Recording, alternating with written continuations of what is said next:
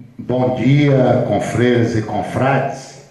Eu quero relatar que o nosso homenageado de hoje, Dr. Eurípides Chaves Júnior, já se comunicou, está a caminho, e como ele já é profundo conhecedor, né, desse assunto, porque tudo isso foi construído junto por um grupo de pesquisadores autônomos do Ceará holandês,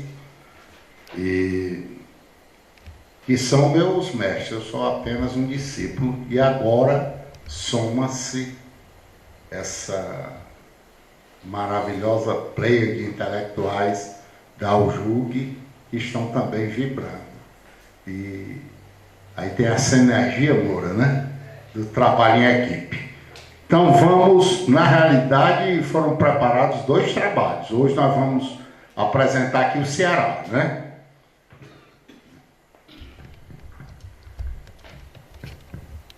Ceará neerlandês, o empreendedor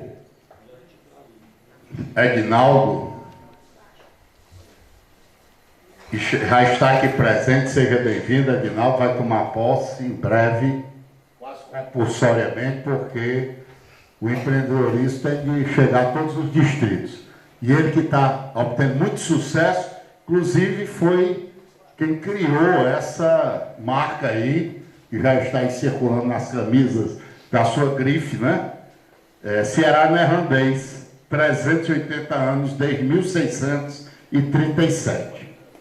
A bandeira da Nova Holanda, e aí nós vamos depois entender por que a bandeira do Fortaleza é tricolor, tá? E agora a Série B rumando para a Série A. O brasão do Príncipe Maurício Nassau, né? E ali a expansão máxima da Nova Holanda, atingindo 7 capitanias do Nordeste, que se você tirar o estado da Bahia, que antigamente não pertencia ao Nordeste, e considerar algumas áreas que até então não eram desbravadas, notadamente ali no Maranhão, nós vamos ter exatamente esse mesmo desenho. Quando adentra aqui, eu queria pedir uma salva de palmas para o Dr. Eurípides Chaves Júnior. Seja bem-vindo. Iniciamos aqui essa passagem. Pode passar, querido. Vamos lá, regule aí que eu tenho 20 minutos só. O Ceará holandês e a Nova Holanda são mais que um episódio de ocupação do litoral. Por 5 lustros, um jubileu de prata, de 1630 a 1654. Suas implicações históricas favoreceram a interiorização e a migração das famílias existentes, como os Abreu, nas capitanias dominadas, induzindo a obra gigantesca do desbravamento e ocupação dos sertões, onde se plasmou, em verdade, a base geográfica da nacionalidade, como bem acentuou Capistrano de Abreu. Isso é um fato. Realmente, famílias portuguesas que já estavam aqui no Ceará, a ocupação do Jaguaribe se deu em função dessa ocupação do litoral, né? de todo o Nordeste pelos holandeses. À frente, o ano de 1637 marca o início do apogeu do Império Colonial Holandês no Brasil, com a chegada ao Recife, sob domínio flamengo, desde 1630, do príncipe holandês João Maurício, conde de Nassau-Siegen, assumindo como governador o mais alto cargo, com poder militar de general-comandante, impeliu os portugueses para além Rio São Francisco, na realidade para além Sergipe. Vamos à frente. Inicia-se então uma fase de riqueza econômica e cultural, aonde a Nova Holanda será o mais desenvolvido, a mais desenvolvida colônia abaixo do Equador. Aquela época, em cidade de referência com tudo que estava acontecendo na capital Recife. Maurício de Nassau, olha o diferencial, contava consigo com brasilians, que eram os brasileiros, aqueles índios que vendiam para o Brasil. militarizados, índios tupis, levados 6 anos antes, 5, 6 anos antes para a Holanda, para lá estudarem, para lá serem formados e virem atuar como intérpretes, como elementos de aliança com os indígenas aqui existentes. Índios tupis educados na Holanda. Cientistas e artistas. Entre outros, professora Elizanete, o índio capitão Antônio Paraupaba, cearense da aldeia de Santo Antônio Pitagari, em Maracanaú, que foi capitão da aldeia de Abaú e depois foi capitão-mor da capitania do Rio Grande. O Franz Post, que na quinta-feira, na Casa Juvenal Galeno, haverá uma palestra que já estão todos reforçados o convite, quando o nosso mestre J. Amorim estará proferindo a palestra sobre a importância artística e histórica de Framposo no contexto da Nova Holanda e em especial do Ceará, já que é dele essa única imagem que a gente tem do nosso período colonial. Volto só um pouco para eu retratar, olha que beleza, 1, 2, 3, 4, 5, 6, 7 pavimentos. O Palácio de Friburgo, na ilha de Antônio Vaz, né? Na cidade de Maurícia. Quem constrói um palácio desse veio para ficar. E esse palácio perdurou por mais de 100 anos, até que foi demolido. Maurício Nassau também construiu um outro palácio na Praia de Boa Viagem, que era o Palácio de Veraneio.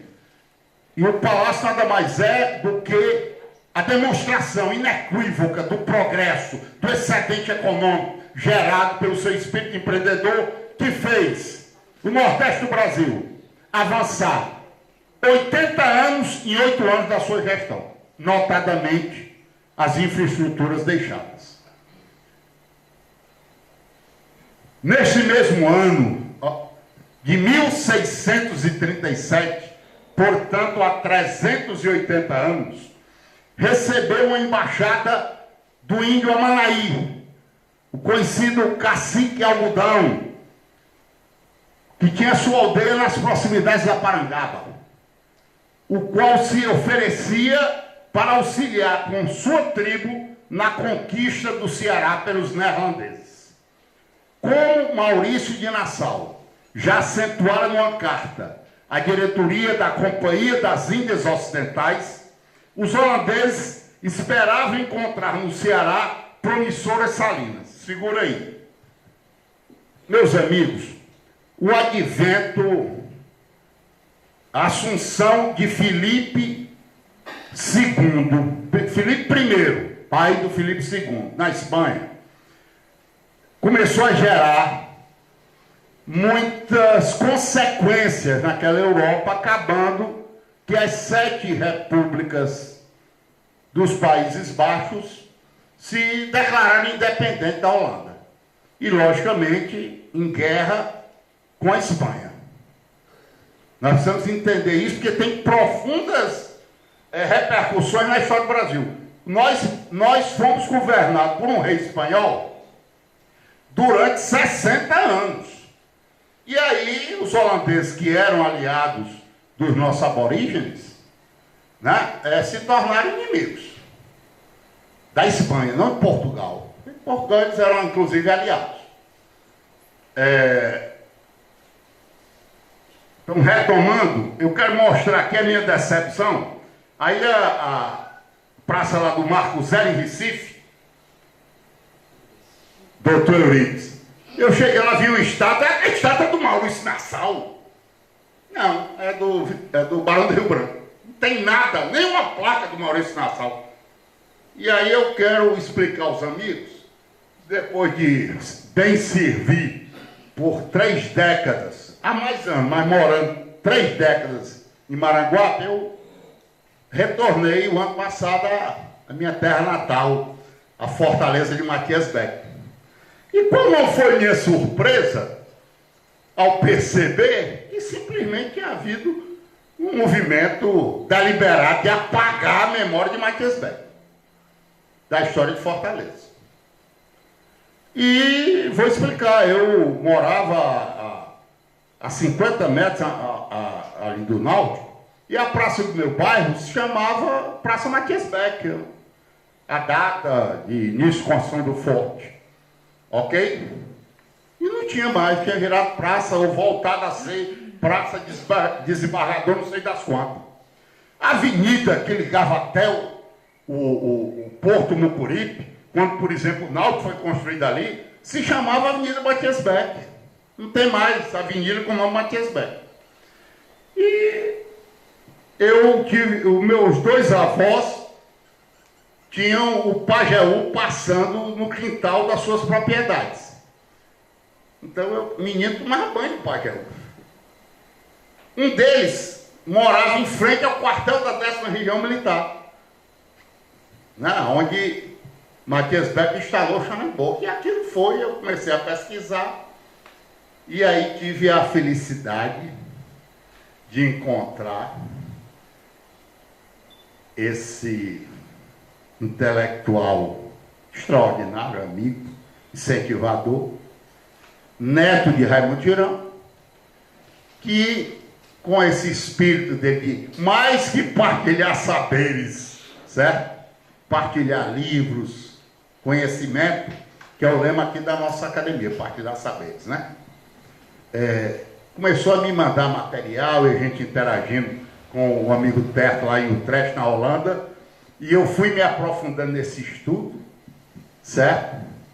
E fui tomando gosto da gente começar um movimento e que o avô dele, maior historiador do Ceará, Raimundo Girão, certo? Foi o grande defensor dessa tese do revisionismo histórico já em 1950.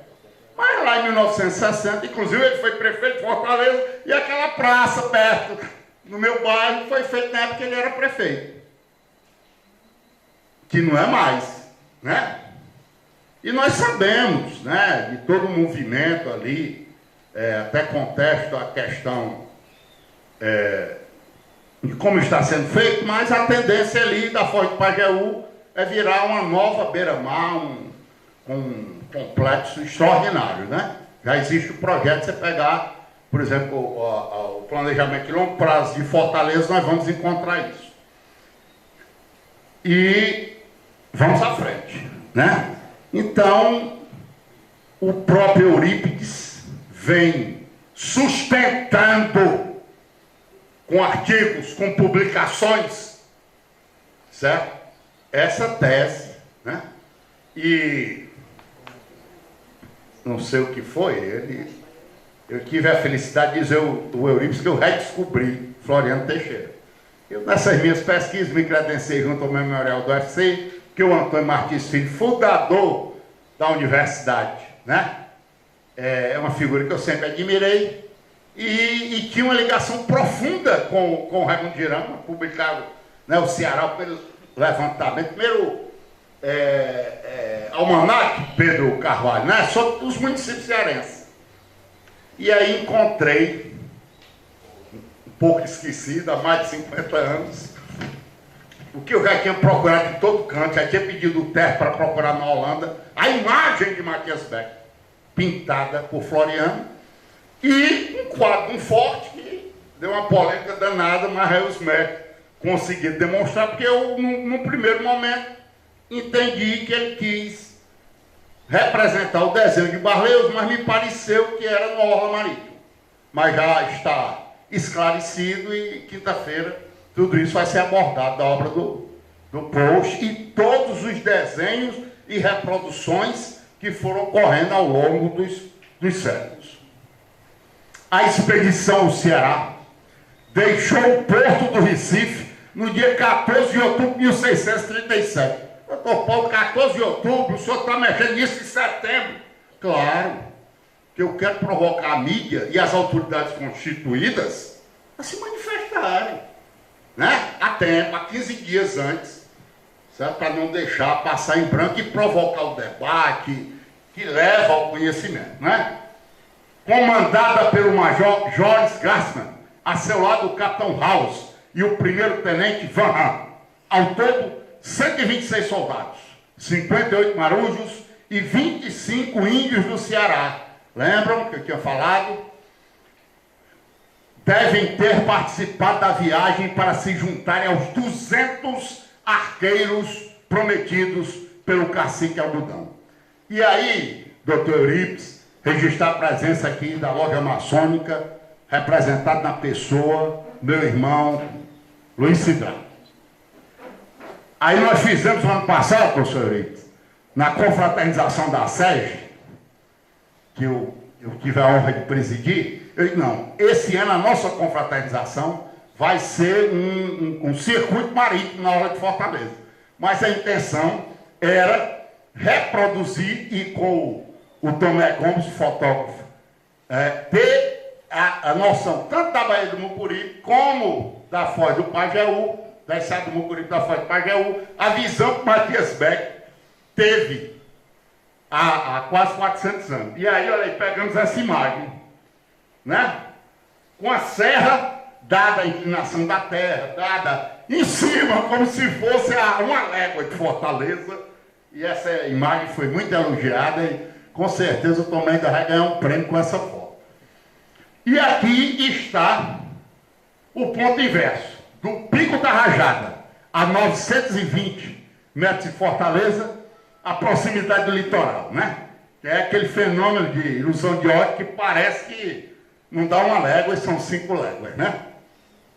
Vamos adiante. Esses painéis foram abertos ontem à exposição com todas as principais entidades culturais de Maranguá, com o Moreira Lopes, da UBT, Pedro Abreu, da ACLA e mais 9 entidades lá no Centro Cultural do Cascatinha.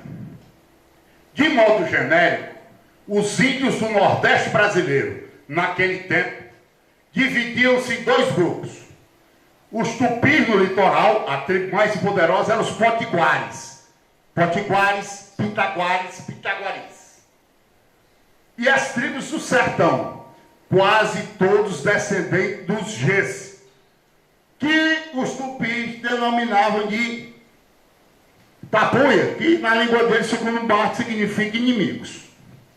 Temidos por serem guerreiros valentes, mas de nível cultural inferior, falavam a chamada língua travada e tinham um vocabulário pobre.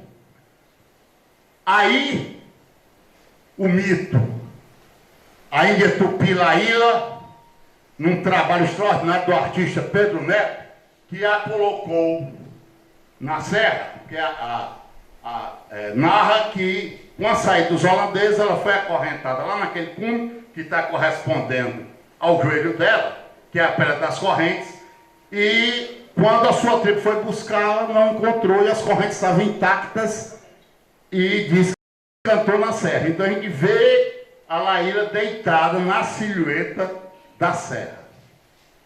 Avante! 6 anos já faziam, desde a partida de Martim Soares Moreno, do Forte São Sebastião. Quando, em 25 de outubro de 1637, que eu vou revelar a vocês uma coisa. Se o Martim Soares Moreno ainda estivesse no Ceará, talvez os holandeses não tivessem conseguido se instalar aqui. Porque o Martins, como grande referência de todo esse Nordeste, né, era um herói extraordinário. Imagine, senhores, que o Ceará só existe por insistência dele. Porque, na realidade, a coroa, principalmente a União Ibérica, nunca ligou para isso aqui. Então, quando ele esteve em 12 e depois voltou para passar 10 anos como capitão-mor, aí sim ele pôde tentar edificar um forte que tivesse esse nome, embora precário. Mas imagine que até os canhões, ele tomou dos holandeses. Ele se disfarçava de índio com a tribo do seu sogro, certo? E atacavam os galhões holandeses. Dominavam o galeão, pegaram os 3 canhões do Galeão, 3 ou 4 canhões do Galeão, e foi assim que eles guarneceram o Forte São Sebastião, com os canhões holandeses. Veja o Aterói, que tem todas as outras passagens, foi combater no Maranhão, virou herói, né, e com as maiores condecorações nas batalhas do Guararapes, em Pernambuco. É realmente uma figura que o fato da 10ª região militar, ter denominado região militar Marquês de Soares Moreno, é uma justa homenagem, e em momento nenhum nós, pesquisadores do Ceará holandês, contestamos a importância, a grandiosidade de Marquês de Soares Moreno para o Ceará. Muito maior, ele é o fundador, considerado o verdadeiro colonizador, né? Agora, Fortaleza é outra história, né? Fortaleza, a gente imaginar como surgiu Fortaleza é outra história. Vamos à frente.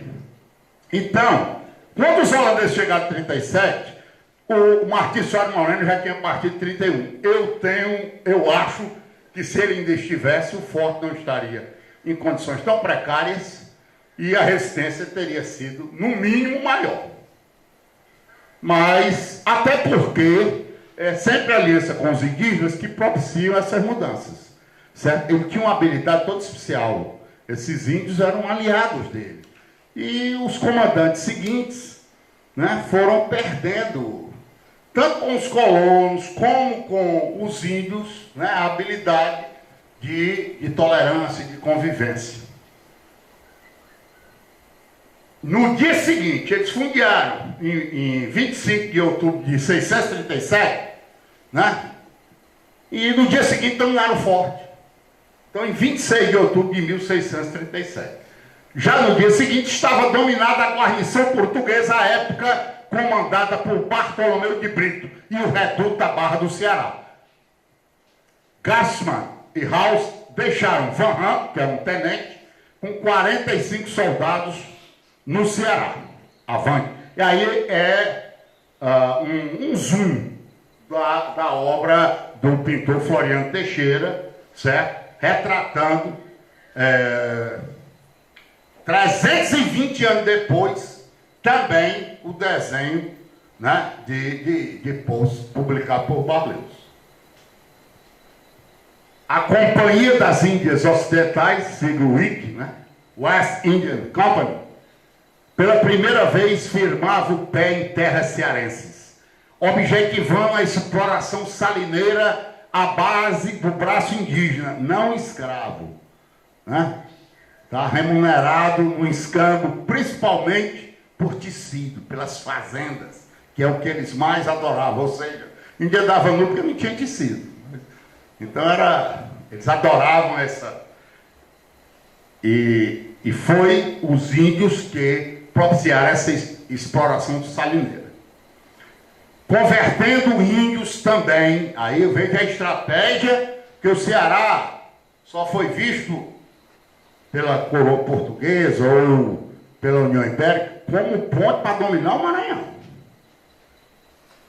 E como é que os holandeses agiram? Convertendo índios também na Chapada da Ibiapaba e seus sertões, nas fraldas, né? E aí nós temos aí na programação, a nossa visita é na quarta, mas está aberto todos esses dias no Museu do Ceará, uma exposição que vai até o dia 30 de setembro, de Estênio Burgos, que a curadora é Olga Paiva, que fez um trabalho extraordinário e que eu recomendo que seja visitado. Convertendo índios também na Chapada da Ibiapaba e seus sertões, preparou a base para a conquista do Maranhão, 4 anos depois, em 1641, consolidando a expansão da Nova Holanda em 7 capitanias. Então nós vamos aqui, Maranhão, São Luís, até Sergipe. Avante. A colonização, de fato, só começaria quando os holandeses Gedeon Morris de Jong, o verdadeiro estrategista da ocupação do Nordeste brasileiro, foi autorizado a assumir a administração dessa capitania em 1639. como primeiro capitão-mor, Gedeon Mores, além da Barra do Ceará, ocupou no ciclo do sal Upanema, Mossoró, porque o Ceará ia além do Rio Açu. Então, Mossoró fazia parte da capitania do Ceará. E a mina Upanema realmente foi uma das mais proveitosas. E também ocupou Jericoacoara e Camusim, que eram postos também anteriores, e Camusim também foi explorado sal com uma certa facilidade. Nossos parceiros, a Acla de Columijuba, agora tem um novo, né? Entendeu? O Juco já está em tudo, mas na época que a excursão foi preparada, a UBT do Moreira Lopes, a SEG, o Lions, o Léo, a Associação dos Profissionais da Imprensa Municipalista, a ASSIST, a RTVM, aqui também temos de registrar o Jornal da Cultura, que é o Expresso Ceará. Adiante. Vamos às etapas seguintes. Aqui a excursão que nós esperamos visitar no dia 29 no Museu do Ceará, caso não, porque está em obras o Museu do Ceará. Não estando possível essa visita, nós vamos fazer lá na reitoria, na própria reitoria, certo? Estou acompanhando isso esses dias. E aí o doutor Euripides vai fazer uma tese aqui para dizer quem é esse outro colonizador retratado por Floriano. Viu? Nós já descobrimos quem é. A polêmica foi grande, mas aí ele vai revelar em primeira mão, porque nós temos que fazer uma homenagem a esse cara, vocês vão descobrir lá no museu. E aqui, Matias Beck. Não, nós desconhecemos, nós, não, tal, outra imagem de Matias Beck, a não ser, olha aí quanta honra, certo? Uma caricatura muito semelhante, você identifica, certo? Porque Floriano Teixeira ilustrou um livro de Raimundo Girão, como ilustrou os livros de Jorge Amado, né? Então, existe a caricatura, esse desenho do Matias Beck no livro do Raimundo Girão. Vamos adiante, é que todos convidados. Aqui é a programação da semana Ceará Holandês. Amanhã nós estaremos deixando uma placa, não é um banner, é uma placa como essa que está aqui fora, na Escola Matias Beck, e aplicando essa maratona cultural, que os senhores já tiveram acesso aí, certo? E aí encerra essa programação em Maranguá, que iniciou ontem, o Centro Cultural Cascaquim, hoje na ACLA, e prestigiando o que ainda existe, lembrando a memória de Matias Beck, que são as escolas. Que escola é muito difícil mudar o nome, sabe? Só quando o deputado é muito forte, aí bota o nome da mãe na escola, certo? Aí o outro nome desaparece.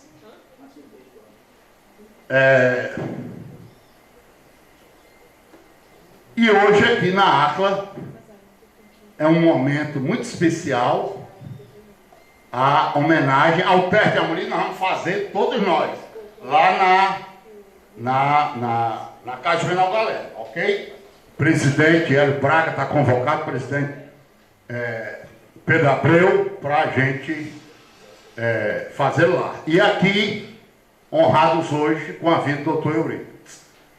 Teremos uma sequência com a visita da escola, na realidade é Vicente Pison, a gente chama Mucuri para roubar lá de Vicente Pison, que é outra escola Matias Beck, lá em Fortaleza, visita o Museu do Ceará, visita a exposição do Museu do Ceará do Estênio Burgos, e aí dia 28 é repleto, começa de manhã 9 horas, conversando com a população da Barra do Ceará, que está preparando uma palestra do Terto, né, preparando o audiovisual sobre o Forte São Sebastião. E aí nós temos a visita ao Museu de Arte da UFC, e a partir das 19 horas, sob o comando de Linda Lemos Bezerra, a Casa Juvenal Galeno viverá, sem sombra de dúvida, um momento máximo. Vamos adiante, com o seminário e a palestra do Terto, que o Euripides será o moderador. Pronto, olha aí, aqui os flashes aí da exposição dos Steenburgos. Vamos adiante. Ó, tudo bem. Vamos para frente, mais um pouco. Novos habitantes chegariam de outras terras, alterando o cenário em catequese. As guerras de reconquistas, Pedro Abreu, dispersam moradores daquela corte e empório, a Nova Holanda, que era povoada, diz os jesuítas, Padre Antônio Vieira, por judeus de Amsterdã, protestantes da Inglaterra, calvinistas da França, luteranos da Alemanha e Suécia, e eu acrescento, lusitanos da Ibéria, porque os colonizadores portugueses se inseriram totalmente na estrutura de Maurício Nassau. Vamos adiante. Muitas e muitas luas se passaram, tendo do repasse das tradições. Inicia a longa viagem, destemor e curiosidade o acompanham, uma estranha familiaridade o tranquiliza. Os canais congelados de Amsterdã lhe parecem iluminados. Vê a mesma luz que inunda o sertão. Um laço de intimidade foi dado. Tessitura de uma identidade em meio à Mata Branca, a Caatinga. A invenção da solidão na Zelândia o despoja de qualquer artifício. Era a vida em meio à morte, dando formas e cores ao turbilhão de lembrança. Uma revelação, como um verdadeiro sertanejo, despojado, austero, destemido, sem conforto e sem esbanjamento, vestido apenas com a luz invernal da Zelândia. Burgos faz brotar o sertão em suas telas, a cerca viva de pinheiros, encobrindo tantas árvores desfolhadas, recebendo a neve, prateando a vida, como se for a sua Mata Branca inundando o seu chão. Uma capoeira ardente, pontuada pela carnaúba e por juazeiros, em convivência com o eucalipto e a acácia. Exóticos vizinhos, nesse chão flamejante, antessala de sua cidade, sempre emoldurada por sua serra. Que mais parece o mar. E surge em suas telas a realidade captada de forma sintética, que se completa com a força do barroco. Memória ancestral, convergência de imaginários, sentia o que sintetizava a cultura sertaneja e a forma de ser calvinista. Adentra a Casa de Orange com a dignidade e altivez da mestiça nobreza sertaneja. Sem hesitação, tornara-se um índio calvinista na corte de Nassau. Olga Paiva, curadora. Adiante. O flyer aí no seminário, ao Júlio de Acla, Museu de Arte, Centro Cultural Cascatinho, Maranguape. Adiante. Convite que a Linda Lemos veio pessoalmente reforçar. Vamos adiante. Encerramos. Quem gostou pode aplaudir.